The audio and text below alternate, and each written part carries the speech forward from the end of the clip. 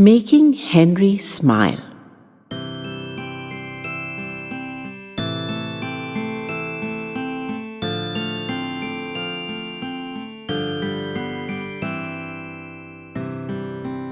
Oh, Henry, what a marvelous Christmas this has turned out to be. And I never thought I would say that again after you died. I'm sitting here alone in my old armchair in our quiet living room with only the mute television for company. But the quiet is filled with happy memories of a wonderful day, and in its own way, quite a wonderful year before it. And so, I'm happy. Now, you know a lot of this, but not today's adventure. So I'm going to recap it all for you in sequence. It started, as you know, at the dentist's. My dentures were making an awful clacking old lady noise whenever I opened my mouth, and a lisping hissy sound when I spoke. It drove me demented, and I was driving the poor dentist crazy. I knew it, but I had to get rid of that noise or it would drive me to my grave. Not that I minded going there, since I'm just waiting to join you anyway.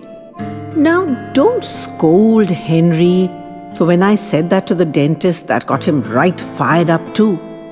I was not to give up on life, and I was still healthy and strong, and who knew what wonders awaited me. I snorted at that, but it charged him up to make a greater effort for me. Anyway, I was sitting in that lobby of that clinic too often for my own good. That's where I saw this young lad. He must have been having some laborious dental procedure too, because he was there just as often. His leg had a nervous shake, and the whole bench shook and shuddered with him. He was uncomplaining like the rest of us, but what I noticed right away, because it was so unusual, was that he was a reader. Kids his age usually have their cell phones, but this lad always had a book. And his reading was all over the place. Detective or adventure fiction, books on sports and sports people as expected, but also books on photography, mythology, self-help, travel, history, and even biographies. I started looking out for him, and more than once I was tempted to ask if I could borrow his books. Though I managed to control myself, you'll be proud to know. As I said, he had this habit of shaking his leg, and every so often it would result in his shoelace unraveling. He would patiently retie it over and over again. After I'd seen this dozens of times and not interfered, I lost the battle for self-control, and approaching him as subtly as ever I could, I asked, "Would you like to learn to tie that shoelace so it never opens up of its own accord?" He looked up from the offending shoe as if he was seeing me for the first time, so I told him I'd noticed it causing him endless bother. After the initial confusion at being approached in this nosy Parker fashion, no one can say I don't know my faults, Henry. He rapidly recalibrated and admitted it would be the answer to a prayer. That he had tried many so-called foolproof methods, that none had worked, yet he was always willing to try another. I told him all about your ancestor in the Hungarian cavalry, Henry, of whom we knew only this, that he'd needed to have shoelaces that didn't come undone at inconvenient moments, and who'd sent down the generations this simple but absolutely reliable method. I showed it to him, and in a few attempts he had it pat, and we took it for a test run. The next few minutes were filled with a comradely tension as he shook his foot as usual, and we exchanged covert glances and silly grins every few seconds that the shoelace stayed tight and trim. Of course the gods conspired, and I was called in for my session, having waited through countless shoelace unravelings unsummoned. He gave me a rueful grin as I went in, and I gave him a cheery wave, I was sure we'd meet again, and I would discover how this panned out. I trudged off to get my clackety-clack sorted out, and on my way out, stopped at the reception to say thank you, as always, when the girl at the counter stopped me. She said Paul had left a message for me, which was intriguing since I had no idea who Paul was. The note said, "It works! Thank you so much. I'm truly grateful, Paul." And there was a smiley face with very crooked teeth under his name. So, of course, I knew who Paul was then, and I thought it was very considerate of him. For all, he was a teenager, and boys are usually at their very worst at that age. Your ancestor had saved another life, I thought, Henry, as nothing is more exasperating than a shoelace that will not stay tied. We kept meeting off and on. He thanked me very properly and said the system had worked with all his shoes, and he was now a big fan of the Hungarian cavalry. We laughed at that, and he wondered if there was any truth in the family myth. Surely, buckles were more military style.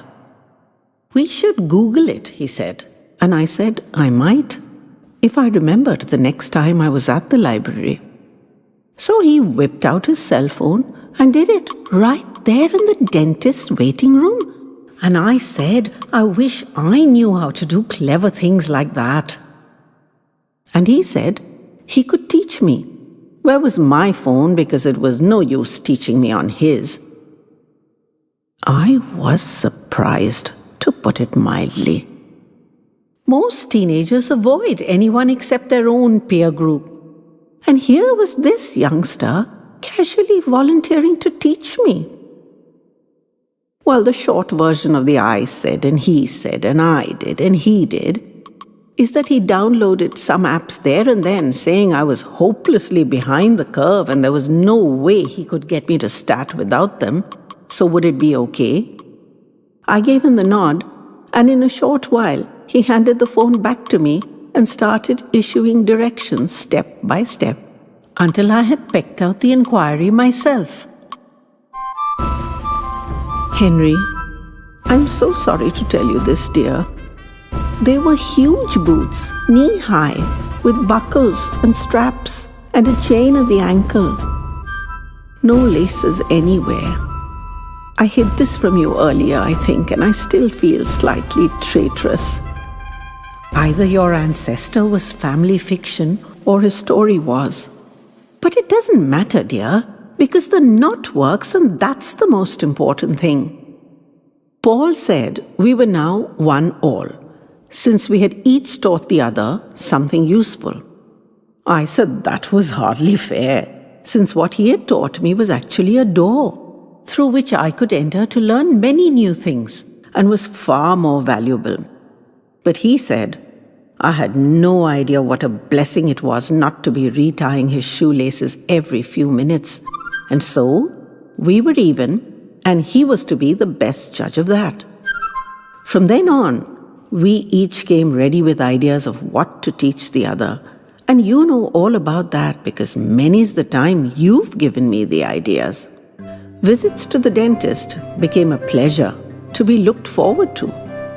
And the shaking leg, I confess I no longer noticed it, though we always sat beside each other. He showed me stuff with his cell phone mostly, all kinds of tricks, shortcuts he called them. I introduced him to views and subjects he didn't know existed.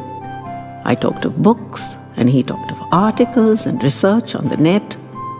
I set him tests to investigate strange phenomena of the world, and he reciprocated by asking me to book flights and hotels online as if I was actually going there. Best of all, he taught me to type with two thumbs, replacing my old and inefficient one-finger hunt and peck. He liked to learn little seemingly insignificant things, offering elders a shoulder instead of a hand at the steps, for instance, or how to go through a door and then hold it open for a lady, much less red rag to the bull, even for feminists. Youngsters have lost these niceties. He had a rollicking laugh when I told him the correct etiquette for steps was man second going up, but first coming down, being there to break her fall if necessary. He said he didn't know too many ladies who fell down at the very prospect of steps. And I told him he was too young still, but the information would come in handy when he got to our age. One day I realized that Paul had become a friend. Too young and so unlikely, but still a friend. And I started dreading the day the dentist got my dentures right, because I was sure that would end our strange May-December friendship. But one day, he ups and says, "Your speech is getting much better, Gertie. The hissing is gone and the clacking's almost gone. I don't think you'll have many more sessions. Why don't we meet at the library instead?" I must admit I'd never thought of that. Why would a teenager want to meet an old woman like me? So I asked him straight out. I said I was touched by his kindness and I would love it, of course. But why would he want to? He said because it was fun for him to teach me new things and he enjoyed the stuff I was teaching him too. It wasn't all one-way traffic, he said. And that was so true, Henry. After you, I never thought I would find another person with whom I could explore again. Paul knows lots of modern stuff, but not much about the past. My knowledge goes the other way. We enjoy sharing our knowledge with each other, but also making discoveries together. I thought my interest in all that had died when you passed. This has become a chance to be mentally alive again. And so, we continued at the library. I'd often spend the whole week thinking of what would interest him, with you helping me to come up with something unique, like when it's okay to start eating at a formal dinner. As soon as you're served, or after everyone is served. Of course, he told me that's all arcane nonsense since no one has formal sit-down dinners anymore. But I know he likes information like that. I also taught him all your fancy pocket square folding styles. He loved that. And he doesn't even own a pocket square. Often, when I'd get to the library, he'd be sitting there with a pile of books, ready and waiting. We didn't speak much about personal stuff, except I probably mentioned you fairly often, dear. And he mentioned his parents and younger sister. But where home was, or school was, or any of that stuff, I do confess I had no clue. In early November, the city puts on its Christmas finery. You know I love all the pomp and revelry of Christmas. But the day itself is a lonely one for singles, Henry dear, to be got through as quickly as possible. You sit alone at home with your dusty memories, knowing everyone is celebrating family and togetherness, and you're outside the magic circle. And that a TV and books can't take the place of loved ones. So I was knocked ass over tea kettle when in the middle of a whispered discussion, Paul interrupted himself and asked me what I was doing for Christmas. Would I like to come to his place for lunch? I was completely taken aback. We did not have that kind of relationship. I think my eyes messed it up. No, I know my eyes messed it up. Paul grounded me by saying, "Now don't go all old lady on me, Gertie." That made me laugh, and I sidestepped the sentimentality by asking him if he had his mum's permission to invite me. He said he'd wanted to ask me first, but it should be no problem. They often had friends for Christmas lunch. So I told him it would be wonderful, but I'd only say yes after he had her okay, which came in short order, and I marveled at this generous family and not for the first time wondered what they were like to have raised such an infinitely curious and knowledge-thirsty son. I chose my gifts carefully. You must remember, because we discussed it for ages. chocolates for his mother, wine for his father, and a pretty scarf for his sister.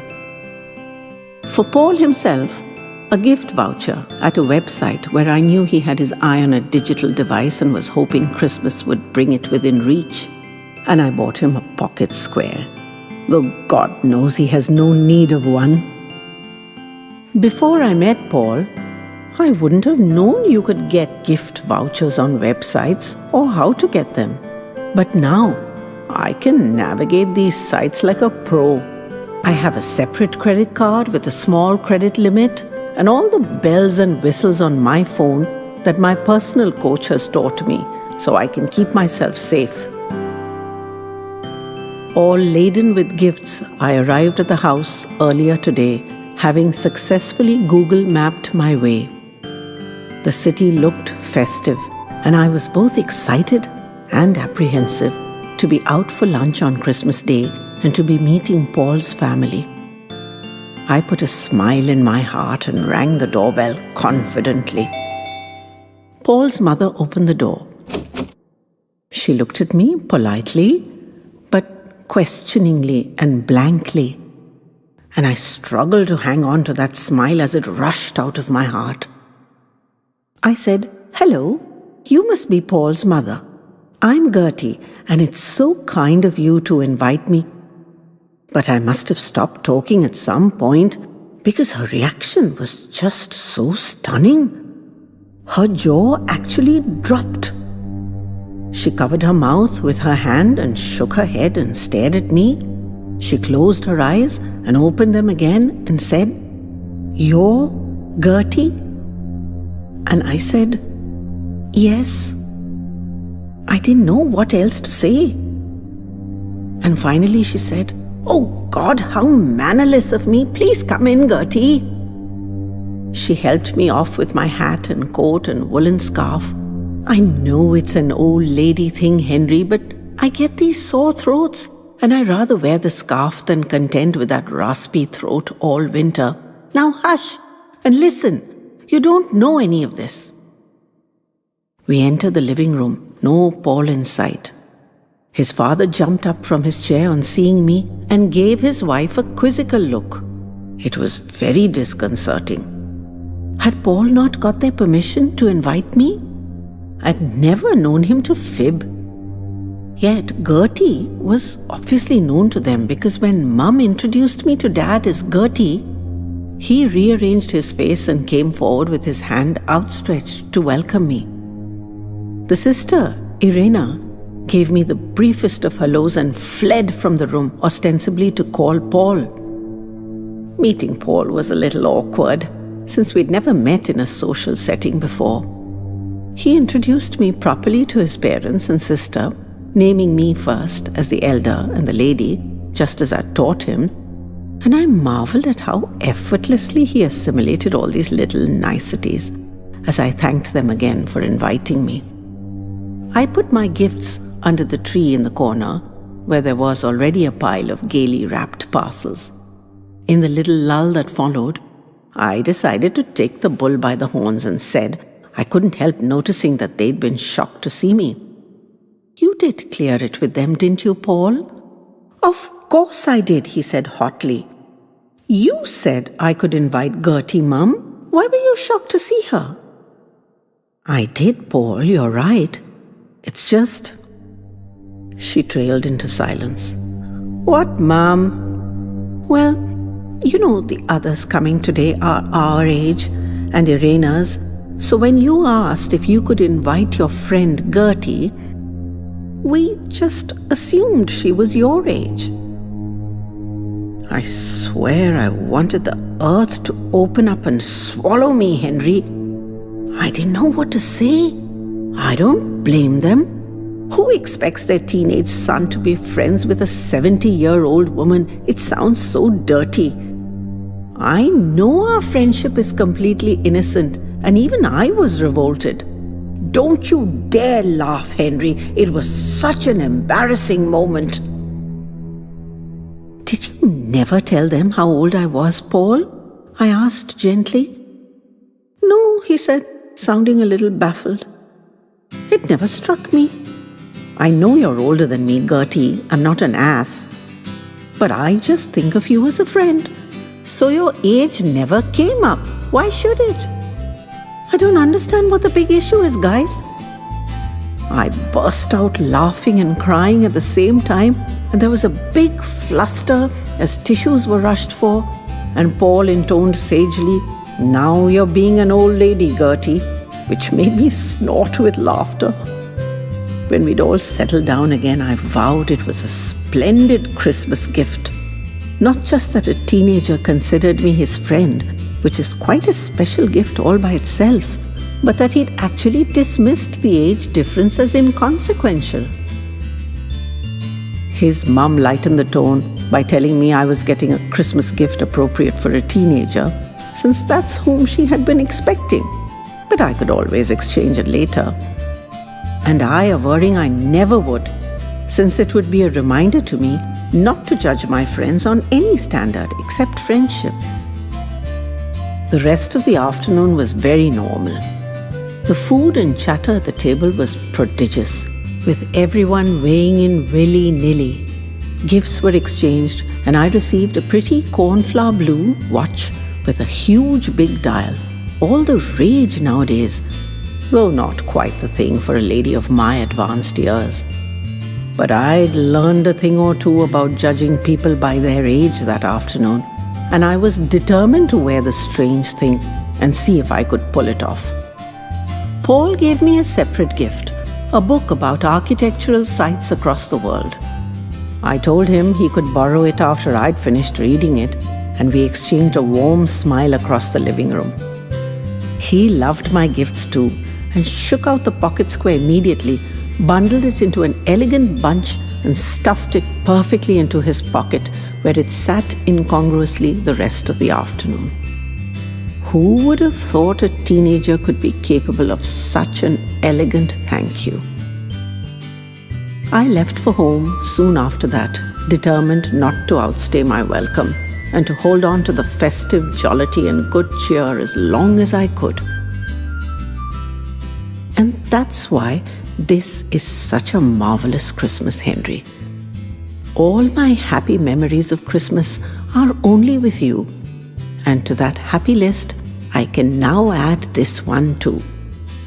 And you must be smiling now, Henry. I'm sure of it. I always love to make you smile.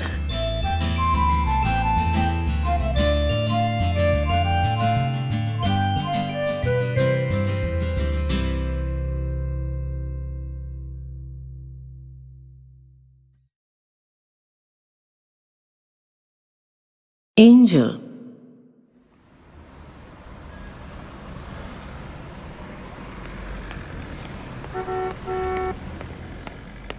The feet pounded away, left to right mostly at this time of day. Going to work in clean, bright, bustling offices. Later in the evening, the crowds would be going right to left, going home. To husbands and wives and children and parents, and freshly cooked food steaming invitingly at the dinner table. They would greet each other, say hello, exchange a hug or a kiss, certainly a look. All things I had no access to. Not an office or a home, not family or friends or colleagues, not food or cleanliness or warmth or love. Ha! Perhaps that last was a country too far. Let's dial it down a notch, shall we? Not even eye contact. Yeah, that sounds more in my neck of the woods. Love? Ha! Love. I adjusted my back against the wall where I sat. But there was no way anymore to make this loosely assembled bag of bones comfortable. It ached everywhere. Just sitting there, with my hand occasionally stretching out to shake the tin can in front of me, was an almost Herculean effort. Not that the shaking was even worth the expense of the energy. The can still held only the pebbles I had put in myself. Not even one pair of those smartly shod feet that had tick-tocked past me had been attached to a kind or generous hand, dropping in a few errant coins. But that was par for the course. I was used to it. Perhaps later in the day. Never more truly did it come to me that beggars can't be choosers. Yes, I know I don't look it anymore, but once I too had a loving mother and teachers who had painstakingly taught me things like that. But that was a long time ago. No use dwelling on that now. I try to distract myself from the burning hole within me by focusing acutely on my surroundings. Tap, tap, tap the high heels went. Deep Cabernet patent leather. A good choice for a workday. Smart without being too smart. Crunch, crunch, crunch, marched the tan Oxfords. A swish dresser, because the pants were a deep blue. I did not raise my eyes to look higher. The puddling jeans and the shambling, overpriced sneakers told their story. This was an affluent neighborhood, a commercial street. Why else would I be here? The sounds I waited for, I ached for, yearned for, almost lusted for. The whoosh of a note or the tinkle of a coin into my tin can. I never heard those. The pitch and tumult in my stomach had become quiet. I'd not given it a morsel to work on for days. This morning, I'd forced down some grimy, rancid-smelling water and had almost gagged on it. My stomach had rumbled and tumbled in preparatory readiness as it geared up for what was coming its way, till it realized it wasn't something, just nothing. Still a steady flow of humanity on the street, but not the urgent morning surge anymore. This would continue for another few hours before the pace picked up again for the end of working day crowds. I watched the shadows shorten and then lengthen in the opposite direction. The hours must have passed. The Cabernet patent leather pumps looked as sharp as they had that morning. Eager footfalls carried away people to their homes, their loves, their lives. How long had I been sitting there? Darkness deepened, and the street lights spluttered on, and there was no sound on the deserted street. The tin can still held only the pebbles. I tried to raise my hand or move my head, but my body seemed locked in a terrible torpor. A deathly quiet had settled on the street. It would stay that way till morning. Only the occasional late worker or the even less occasional street cleaner or a stray dog or cat or a scrabbling rat would break the echoing silence till daybreak and the reignition of life. My body had become silent. Perhaps the deathly quiet of the street had cast its mesmeric shadow over me too. No breath sounds or audible heartbeat. No phlegm rattling through the fleshless passages. No gurgle in the belly. No thoughts sliding soundlessly through my mind. A persistent tap, tap, tap floated over the silence and fought its way into my consciousness. My own hand, trembling mercilessly and unstoppably against the cold pavement. No effort of will or body could give it pause. It fluttered helplessly, like the wings of a moth beating against a glass window pane. Loud, guttural groans rent the air. Where were they coming from? It sounded like a person in mortal agony. I peered up and down the street for a beat or two before I realized they were streaming out of me. I hauled my moribund body out of that hole I'd made for myself in the pavement. I was too scared to sit there anymore. Without knowing how or why, I realized I was leaking down the street, leaving an oily wake behind me.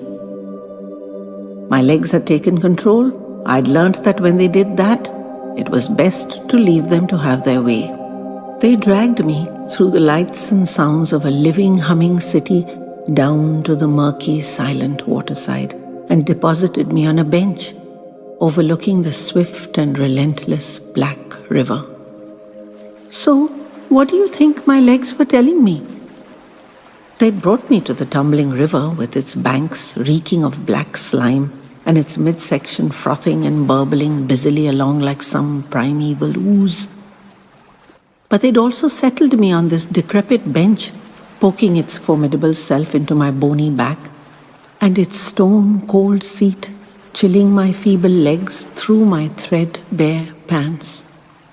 I sat, resting my weary bones on that bench, my eyes on the merciless river and my mind empty. I don't know how long I sat there, or what I looked at, or what I thought of. Perhaps nothing. I hadn't the strength to think. I hadn't eaten in days, and there's only so many times I could fool my gullible stomach into thinking water was food. It wouldn't accept water anymore. It just gagged at the very thought of it. The river flowed on, and time ticked on, and perhaps they would mercifully take me with them. But it was as though my mind and body had just hit a pause button. So I don't know when he came and sat by me. I never saw him, nor heard him. I felt him snuggling against my trouser leg in the dark.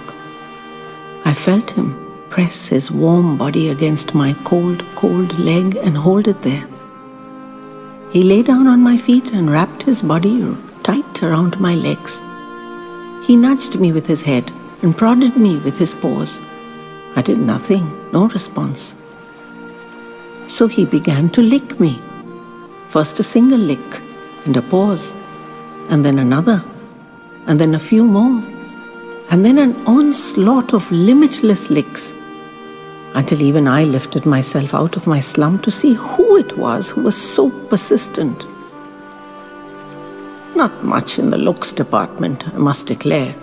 Black and dirty white, matted hair, ragged ears, muddy paws, but no less a fisher of lost souls, certainly my lost soul.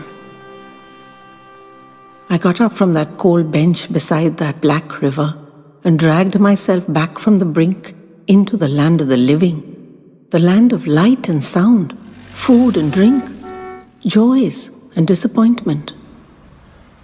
And he followed right at my heel, matching his hustling little steps to my dot and drawl pace. We two, strangers but still soulmates, slowly approached the riotous lights of the teeming town. A young couple bundled out of a doorway and almost knocked us down.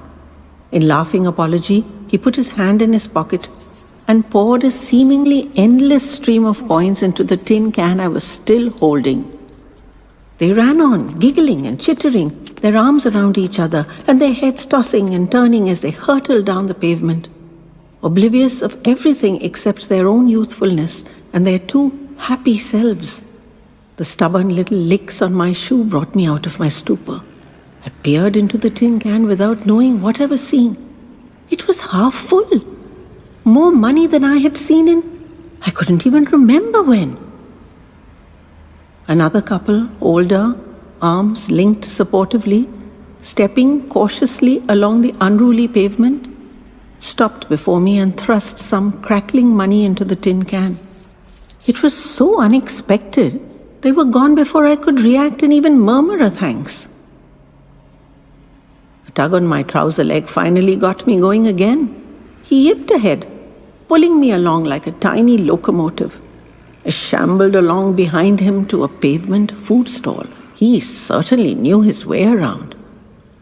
The big, booming man with the salt and pepper bushy mustache offered me a hot soup and a meal and led me kindly to a quiet corner to eat it in. I accepted in wordless gratitude and amazement. I could hardly absorb the change in my circumstances. The mustachioed man bent down and stroked the ragged little fellow. "Well done, Angel," he said, and served him his own meal in what looked like an oft-repeated gesture. The hot soup spread its life-giving goodness slowly about my insides, and warmth and faint hope and feeble strength regenerated within me.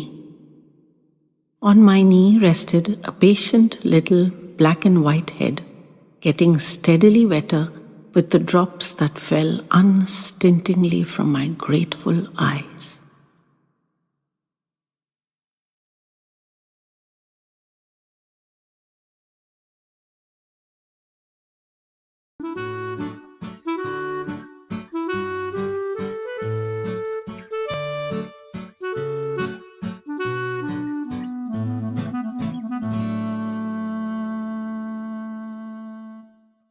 Of old darlings and new.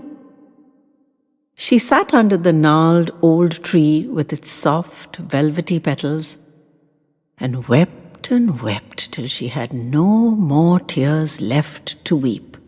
They had tried to pull her away several times, but she had pushed them all off and flung herself on the small, freshly heaped mound of earth and wept some more, deep, shuddering sobs of a fathomless grief. She knew they understood her grief, and they felt it too in their own way, but they could not possibly comprehend the depth of her anguish. How could she go on without her darling Sammy in her life? Letting him go had been the hardest thing she had ever done in a life filled with many hard things. When he had finally put his head down in her lap and let out his last deep breath, her heart had ached as if it were really breaking into many pieces. She had wished that she had died too. Yet here she was, still. He had been her closest companion these last 10 years. Too brief, too swiftly gone 10 years. She had known this day would come, that he would one day leave her, but she had not expected it would be so soon. She had hoped for at least 20 years together. Oh, she had known that was unlikely, but 15, 17, that was possible. Sammy had always been the more capable, organized one of the duo. He seemed to always have a handle on life, what to do, where to go, when to go. He would nudge her along, never letting her fall behind. And with him at her side, she was strong, tall, and confident. Now she felt alone, crumpled and scared. She heaved a few more dry sobs over the little mound and rubbed her cheek into the silken petals of the flowers and heard the soft hiss of them releasing their juice as she bruised them with her face. She smelt their old, familiar fragrance. How often had she and Sammy sat here, under this very tree, wrapped lovingly around each other? She missed him more than she could say. She could feel the warmth of the day ebb, and just as she thought how Sammy would have been nudging her to return indoors, she felt a cold nose snuggling against her neck. The days and years tumbled into one another. Memory, confusion, and dawning comprehension collided with each other as she struggled to conform her instantly exultant feelings with what she knew to be her painful reality. She heard the achingly familiar snuffling sounds of young Sammy and was dragged back through the churning washing machine of her thoughts into the present. The tears flowed again more freely. For it was young Robbie now, wasn't it? Her hands reached out gratefully through the cascading drops for Robbie. He fitted his sweet little head under her questing fingers, and for the first time she felt a flood of love towards this little fellow. She had begrudged him any scrap of affection. This intruder, this future usurper of Sammy's place. But Sammy had chosen Robbie himself and had trained him tirelessly in their mistress's ways, and that should count for something. And now Sammy was gone, and Robbie was ready. He presented his back to her seeking fingers, and as they curled around the strap, he let out an encouraging little yip.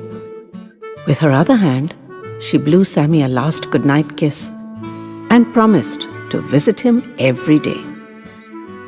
She let Robbie lead her through the little back garden to the front of the house, his 4 legs fitting their stride perfectly to her too. She realized he must have stayed all day out there under the old tree with Sammy and her. He had not intruded on her sorrow at all, unlike the folks at home, all of whom had come chivying her frequently through the day. He must have just settled down next to her and waited patiently and silently till she was ready, probably missing his mentor Sammy himself. Robbie sat her down in her usual place and flopped down beside her. Her hand, her aching heart, and her slowly healing mind reached out to him hesitantly and stroked his sturdy head. "You're a darling dog, Robbie, and I love you too. But I miss Sammy terribly. Do you understand that?" she whispered, as she fondled his soft ear, and Robbie licked the back of her hand as if to say he did. The accident that had robbed her of her vision at such a poised for flight age had robbed her of her will to live too, and for seemingly interminable months she had lived on the edge of a precipice. It was Sammy who had somehow brought her back from that edge, and as his health had started failing, she had found herself edging towards it again. The suggestion to get in another seeing-eye dog and start his personal training while Sammy was still there had created a furore. The idea had been, of course, to ease the transfer for her, though it had been very carefully presented to her as giving Sammy some respite from his duties in his infirmity. She could hardly have denied him that. But no one had consulted Sammy. He had rejected one dog after another with low snarls and fierce growls, until in exasperation they had taken him to the training center and let him pick out Robbie himself. He had then taken Robbie through all his paces, stepping up the challenges from week to week, even though he sensed her antipathy towards the young cadet. She had permitted herself to be led around all day by Robbie, but her heart had been with Sammy. And every evening she would come home and release Robbie instantly so she could turn to Sammy. She felt the slight nudge on her toe, reminding her to drink her tea while it was still hot, and her heart filled with love for this feisty little dog, who had accepted all the scorn and disdain she had poured on his furry little head and still remained true to his oath to keep her strong and safe. Sammy would always be her first true darling, and no one would ever dislodge him from that place. He had led her through her dark maze into the sunlight. But Robbie could be her new darling and walk beside her into a bright future.